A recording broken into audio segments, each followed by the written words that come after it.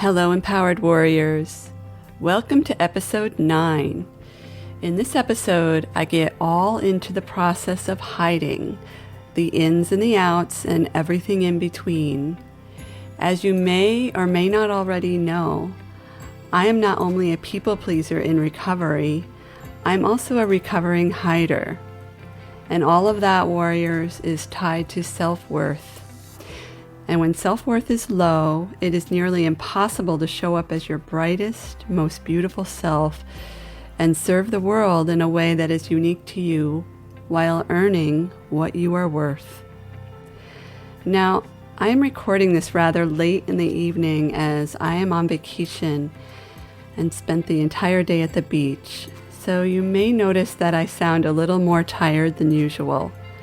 But bear with me because I am really pretty stoked about this episode today, and I promise it will be one worth listening to. I know many of you listen to podcasts while on the move, especially while driving or working out. But in order to really get the most out of this podcast today, I invite you to re-listen to this a second or third time in quiet reflection and take plenty of notes. And please post any takeaways on Instagram and tag me at I am Angela Noel. I hope this episode moves you to be closer to the empowered warrior that you know that you are.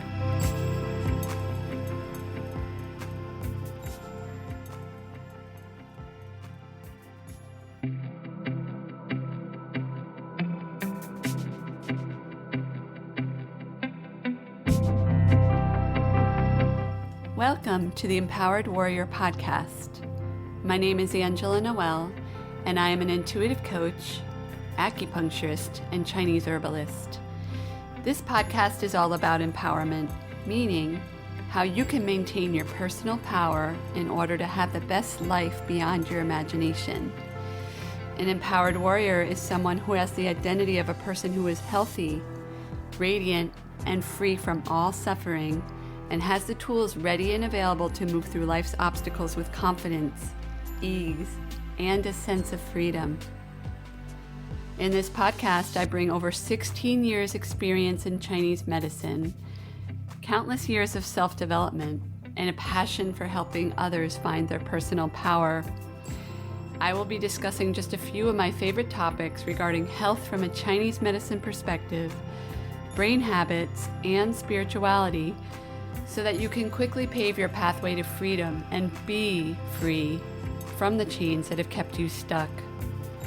My intention with this podcast is to serve as a guide for warriors who want to form a healthy foundation of body, mind, and spirit, and sustain it by changing who they are being from the inside and having a stronger connection to their higher selves.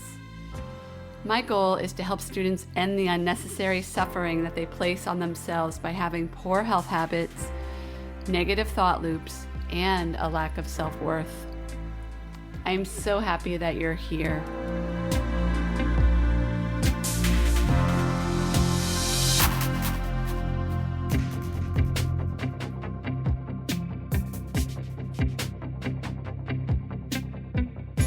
Hello, empowered warriors. So I polled my Instagram audience before the release of the podcast back in May of this year, and they told me that they were really interested in learning more about hiding. I speak about it every now and then on my social media accounts because perhaps you already know it is something that is more common than many of us realize. And I believe that hiding is one of the ways that many people who want to achieve more keep themselves stuck in every aspect of their lives. Perhaps you remember me speaking about hiding in previous episodes, where I gave you a glimpse into my history with hiding and how it affected my life in a very negative and at times serious way. Today, I'd like to really take a deep dive and talk to you about hiding and have you know that hiding is way more than just physical hiding. For example, hiding purchases from your spouse, hiding from social situations by avoiding them out of fear and anxiety, hiding your true self by minimizing your accomplishments. This is just to name a few. The fact that you were inclined to press play today must mean that at least some part of you is curious about hiding. Perhaps you believe that you are a hider, or you suspect that you are a hider. Am I right? And do you have a sense of the degree that you hide? If you're like most people, you might have at least a sense that you are a hider. In doing a quick Google search, I found that 20% of people hide money, credit cards, or bank accounts from their partner. That's 1 out of 5 people. And I'm mentioning this because this was actually a stat that was easy to find on the internet. And knowing how common hiding money and purchases are from partners, I can't even imagine how common the other type of hiding is. It's the kind of hiding that affects decisions that we make every day. It's the hiding that plays out in how we treat ourselves, our businesses, and other people. It's the hiding that can really prevent a couple from thriving instead of just being mediocre. It's the hiding that can make your life miserable, boring, lacking passion, and lacking clarity. I have no idea how many people on this planet hide in this particular way, but based on the work that I do with my clients, the conversations that I have in my everyday life, and in my personal experience, I am willing to guess that it is mostly everyone. I mean, it's a ton of people, y'all. So I'm wondering if you're getting tired of the lead up already. Do you want me to just tell you what I'm talking about? Okay, I'll tell you, warriors. It is this. Are you ready? It's the kind of hiding we do in our energy. That's right. Hiding in your energy. You may or you may not know what that means, so I will explain. Let me tell you a little story. I know I have revealed my story a little with you already about my journey with hiding, but if it's okay, I'd love to share with you more about my experience with hiding, and hopefully it will help you gain some perspective. As my coach Jim Fortin says, what's most personal is most general. So I might get personal. I might get raw. I'm honestly not sure how this is going to come out. So, hiding. About 3 months or so ago, I got called out by a mentor of mine about how I need to stop hiding, that I needed to show up more and put myself out there. I have to admit, I was taken aback by this comment. After all, I was showing up. I did my Facebook Lives. I got my content out every week. And I myself am in a few business and coaching groups. I show up to all of my personal coaching calls every week. In fact, as a person who has been a hider in my physical world for all of my life, I was an extremely shy child and often hid in social events. I enjoyed social events, but I've always been very uncomfortable just being myself. Hint, people pleaser. I was a huge people pleaser. So recently, I was really convinced that I was showing up more than ever, and I felt really proud of that. But after some time letting this all sink in, really allowing this to sink in, I started to get it. I started to see it. I started to understand what my mentor was talking about. He saw it in my energy. And then I got it. I totally saw it in myself. Because even though I was doing all the things, checking the boxes, following through with what I said I was going to do, going to all the meetings, asking a lot of questions on my video meetings, I was out of alignment. I was still working from that place of fear of being seen, fearing what other people would think of me if I show up fully in my power. I was hiding energetically. It may or may not sound a little tough to wrap your head around this hiding energetically thing, but I will explain it as best as I can, and I invite you to listen to this episode more than once and perhaps even take notes if you aren't driving. I really feel like this topic is so important and is a huge and foundational sign of low self-worth, which is kind of my jam right now and how I help struggling entrepreneurs attract wealth. So first, I'll need to get a little personal here because this part is foundational to my hiding experience. It does involve other people, so I won't get too into the nitty-gritty, but it's important for me to explain the foundational aspect because it affected every aspect of my life as long as it remained unaddressed. You may or may not know that I'm married, and I've been married for almost 9 years, and I've been with my husband for 15 years. One of the issues that has come up for me often in my marriage and in relationships in general is speaking up. Speaking up for what I want, speaking what is on my mind, and setting boundaries with him, myself, and others. And you probably already know that when you are not holding firm boundaries with yourself first, it affects all other aspects of your life. So I had loose boundaries around everything. I often didn't ask for what I wanted in my marriage out of fear that we would get in an argument. And I hated arguing. I also learned recently that I have been addicted to the struggle and the hard of life since forever.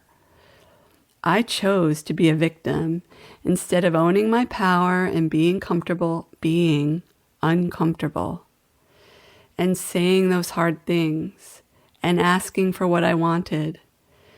And how you show up in one area of your life is how you show up in other areas of your life. Is it not?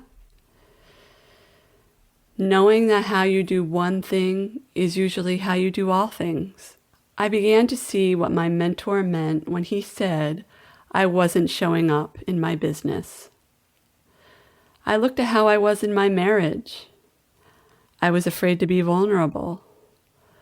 I was afraid of saying the hard things. I was afraid of me showing up 100% in my marriage. And as you may or may not be able to see at this point, this fear of showing up authentically in my personal life affected how I was showing up in my business. And when I fully saw that, and I felt that, and learned how to really understand that, I was able to make a choice. I knew that I wanted to upgrade my life. And as far as I was concerned, my life was good. But I wanted more. I refused to live a mediocre life when I knew I had gifts and talents that were, at this point, screaming and begging to come out. And as I started to really see this part of me, how I was hiding it for so long, it became obvious that the only way to solve this problem was to take action. But not just any action, because I was taking action, as I explained earlier, by doing all the things, by checking all the boxes, by crossing things off the to-do list.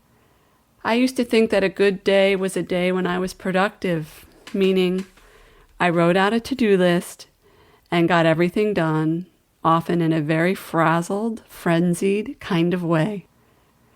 It usually involved copious amounts of caffeine, and I was working at a speed that was unnatural for any human to work in.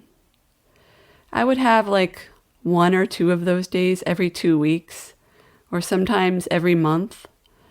And for an entrepreneur with big goals, obviously, that is not enough or sustainable. But I was relying on all the ducks to be in a row for the right amount of caffeine to give me that buzz I needed in order to be productive without being too jumpy or too crazy, and it had to match my energy and my mood at the same time. In other words, I was depending on outside forces, the caffeine, and for my physical body to put up with all the demands I was putting on it to get lots and lots of things done that day. Can anyone out there relate to this? And because it was totally unnatural to be working from this place, I would often crash and burn after. I'd be exhausted because I probably wrecked my adrenals from all the stimulation from the caffeine and was compounded by that ultra quick pace that was super unnatural. And I know I'm not alone here, am I not? The reason I'm not alone is because this rushed, very masculine or yang way of being is very much the norm in our society. We are rewarded not by being our true self, for resting, for saying no, but by keeping up in this rat race we call life. You want to know why we as women are often exhausted and feeling depleted? It's because we work from this masculine way of being. We feel we need to keep up, to multitask, to take care of, quote, all the things. That's the behavior, the way of being that gets rewarded in our society. You know, those women who other women look up to, those women who, quote, get it all done and are still happy and bubbly, the women who other women say, how does she do it all? For me personally, the key concept here is forcing. Forcing and not allowing. And forcing is what got me into serious trouble. I forced putting things out there in the business without fully aligning with my authentic self, and it affected my life and my business. Because as you probably already know by now, if you've been following me for a while, when you are an entrepreneur, it is almost necessary to align with yourself if you want to be successful. Your business is a reflection of who you are being. So if you are hiding in your life, it will show up in your business. The clients that I work with come to me because they are usually successful entrepreneurs earning 6 figures, but they have plateaued in their earning potential. They know that there is something missing in themselves that is prohibiting them from going to that next level, and almost always it is an issue that is rooted in lack of self-worth. And like I said before, self-worth issues show up as hiding, both physically and energetically, not speaking up, not being aligned with your truest potential, lack of self-confidence, settling for less than what you deserve, foregoing what you want in favor of the crowd, and so on and so on and so on. Can you relate to this? The fact that you're still listening to this episode most likely means that you realize that you are starting to see that you are hiding, not earning your full potential, or you're living out of alignment with your higher self. Am I right? If this is you, I'd love for you to imagine what it would be like if you stopped hiding and really tuned in to your self-worth. Who are you anyway? And what is it that you can bring to the world that will make the world a better place? For me, it is certainly a work in progress. Like I've mentioned many times previously, I am a people pleaser in recovery. I work on my self-worth every day by practicing self-hypnosis, journaling, and reading inspirational books. And I know in my audience, I know I am not alone here. We tend to be attracted to people with similar stories, and I tend to attract heart center business owners who want to make an impact, but know that they need to come out of hiding and to love themselves, plain and simple. So today's takeaway is this: are you a hider? And if so, how are you hiding? Check your energy. Are you hiding energetically? And I really invite you to really sit with your journal or in meditation and ask your higher self these questions. And please don't do this while driving.